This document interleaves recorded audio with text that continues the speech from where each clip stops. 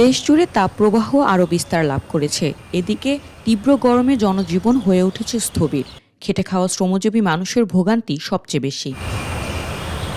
রাজধানী ঢাকায় বৃহস্পতিবার সকাল থেকে আকাশ আংশিক মেঘলা থাকলেও বৃষ্টির কোনো সম্ভাবনা নেই। দিনভর আবহাওয়া থাকবে শুষ্ক, আর তাপমাত্রাও থাকতে পারে প্রায় অপরিবর্তিত। ফলে নগর জীবনে গরমের অস্বস্তি আগের মতোই বজায় থাকতে পারে। এদিকে ময়মনসিংহ ও সিলেট বিভাগে দুই এক জায়গায় অস্থায়ী দমকা হাওয়া, বিদ্যুৎ চমকানো সহ বৃষ্টি বা বজ্রসহ বৃষ্টির সম্ভাবনা রয়েছে। তবে দেশের অন্যান্য অঞ্চলে আংশিক মেঘলা আকাশ থাকলেও আবহাওয়া প্রধানত শুষ্ক থাকতে পারে।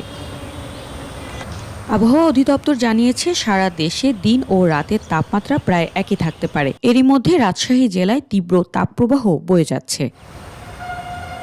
আবহাওয়ার এই পরিস্থিতিতে প্রয়োজন ছাড়া বাইরে না যাওয়ার এবং পর্যাপ্ত পানি পান করার পরামর্শ দিচ্ছেন বিশেষজ্ঞরা।